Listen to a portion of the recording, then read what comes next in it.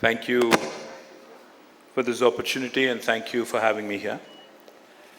I'm from Telangana, I'm from Hyderabad. I worked as a Minister for Technology for about 10 years, also represented multiple other departments such as urban development and a number of other portfolios. And as you all know, Hyderabad and Bangalore, I think we've had a very interesting love-hate relationship going. So I don't want to dwell too much on that, but I'm here to talk about technology, innovation, my thoughts, sharing my thoughts with you on what all of this means to somebody who's around his 50s. You know, growing up as a youngster in India, I think anywhere in the world as well, especially for somebody in my age group, what we thought was, technology means future. Now here we are in 2025, sitting here in one of the important innovation nodes in the world, Bengaluru, talking about future of technologies.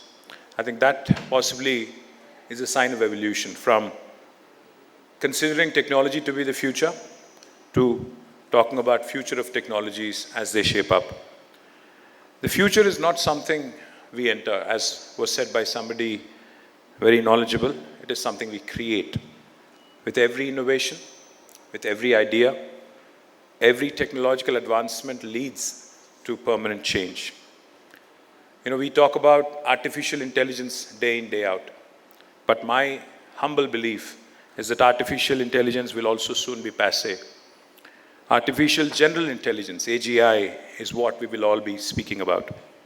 AGI will revolutionize industries, making machines capable of performing tasks that typically require human intelligence. Quantum computing will solve complex problems that are currently unsolvable, unthinkable, leading to breakthroughs in fields like medicine, finance, and climate modeling as well. Extended reality, encompassing virtual reality, augmented reality, and mixed reality, will transform entertainment, education, and the way we communicate with each other. Internet of Bodies, IoB, we've been hearing about Internet of Things, but I think IoB is also going to transform human lives like never before. This will integrate technology into human bodies, enhancing health monitoring, prosthetics, and human-machine interfaces, and also delivering precision medicine. All that I just mentioned, IoB, Internet of Bodies, extended reality, etc., AGI, etc., may or may not happen. Something more advanced might come up. Something that we did not possibly consider possible would also come up. Something more brilliant might get created by one single soul working in some remotest part of the world. Now that is the power of one idea, one innovation, and one single thought by one individual. Either he could be or she could be from Bengaluru or Hyderabad or some other part of the world.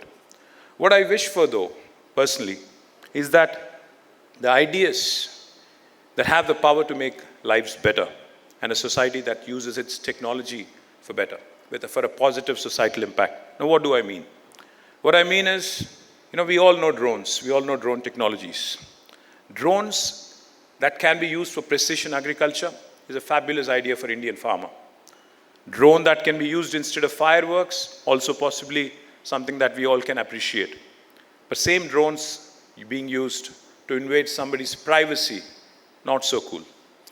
Point I'm trying to make is when we create great technology and not educate the society around on what potential negatives and positives might emanate, chaos can ensue. It's like creating a nuclear weapon and leaving it in the hands of a maniac. Be aware and mindful to all the creators, innovators, thought leaders here in the room. Be aware and mindful of the pitfalls of technology at every stage. This will be a sincere request as a citizen of this country. There's a lot of chatter also around job loss, due to evolving technologies. It is true that some people might lose their jobs, but a true passion for technology can never be destroyed. Find something, let us all find something, as youngsters, that ignites your passion, that ignites our passion, and stay with it. Automation and AI will, of course, require humans to develop newer and newer skills. When I was a kid in school, we used to hear news on radio. Then TV happened. And then again, radios made a comeback. But they again faded away. Today, it's all podcasts. It's a very, very popular format. This cycle will repeat a zillion times over and over and over. We've seen it enough times happen in the past. Technology will change. Technologies will evolve. But the core human requirement is here to stay. A human being cannot be taken out of the equation when it comes to machines replacing humans completely. Someone enthusiastic is telling these stories, news, music, and is feeding someone else's desire. And that's where technology comes in, to amplify that. But of course, let us not forget, let us not lose sight. We are India, and India has still a huge, huge digital divide in our society. Remember the days when we all struggled during COVID.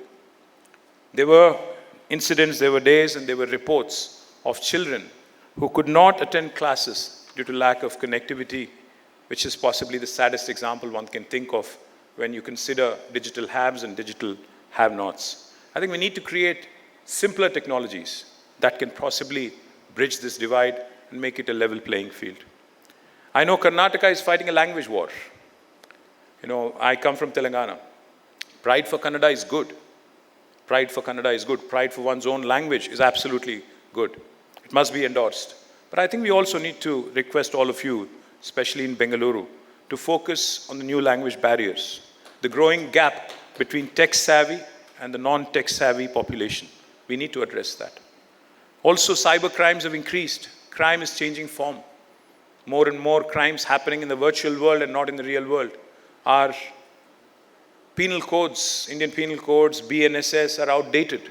As a lawmaker, I think, as a policy maker, it's our responsibility to also update our laws and our regulations. But I do ask myself this question all the time.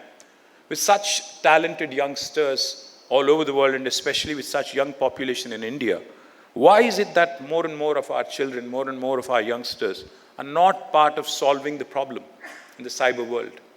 When it comes to cyber security, cyber crimes, etc., we need to put our heads together to possibly create institutions of excellence, to possibly come out with solutions to create more cyber warriors for the rest of the world. I also, with a lot of concern, have been noticing, have been observing a lot of incidents, even deaths being reported because of online gambling, which has become, again, an addiction. Very unsettling to see a lot of youngsters lose their lives due to this. The point I'm trying to make is, as technology advances, there shall be a growing need for robust regulations, ethics frameworks, and accountability mechanisms as well. Technology by itself is no panacea. Technology also needs to have a human face. The challenge for all the governments and policymakers across the world is to put all of these in place without hampering the digital freedom of an individual. I request all of you, over the course of the next couple of days, to think of the environmental impact your innovation and technology can also have. Maybe Elon Musk, one of the most popular thought leaders of the world, can put a few of us on Mars. But I think the rest of us will have to stay here and work through what we all have to go through on a day-to-day basis. So the number of digital data centers as well that are coming up, mushrooming, if you ask, across India, we also need to talk about their power consumption patterns. What impact will they have on climate? What permanent impact will they have on our country? Even that needs to be discussed. All I appeal, I think, to the youngsters in this room, to the innovators in this room, is for responsible social innovation. Before I conclude, let me end this speech of mine with a quote from one of my favorite movies, The Terminator. What is it that makes us human? It's not something you can program. You can't put this into a chip. It's the strength of human heart, the difference between us and the machines. Thank you very much. Have a wonderful session. Have a wonderful 2 days.